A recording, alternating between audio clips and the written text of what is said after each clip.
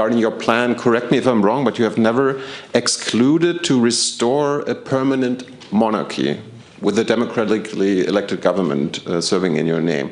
Why is that? Don't you think a true democrat would clearly exclude to restore a new monarchy? Well, let's look at Europe right now as an example. Germany is a republic. So is Belgium. France is a democracy.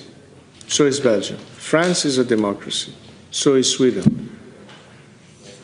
Italy is a democracy. So is Spain. They're all democracies, right? 3 of them are republics. 3 of them are monarchies.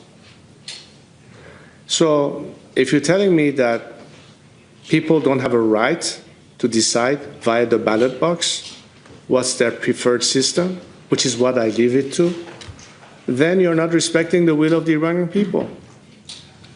I don't get to decide that. You don't get to decide that. They get to decide that. What I stand for is free elections.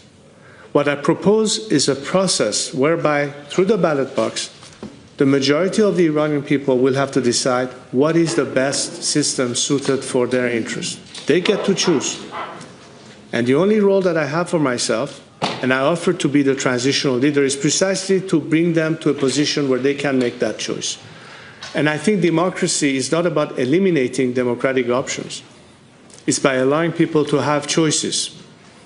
So we're not subtracting, we're just allowing people to have a choice, provided, of course, that it is a democratic option. Not every option is democratic. That goes without saying.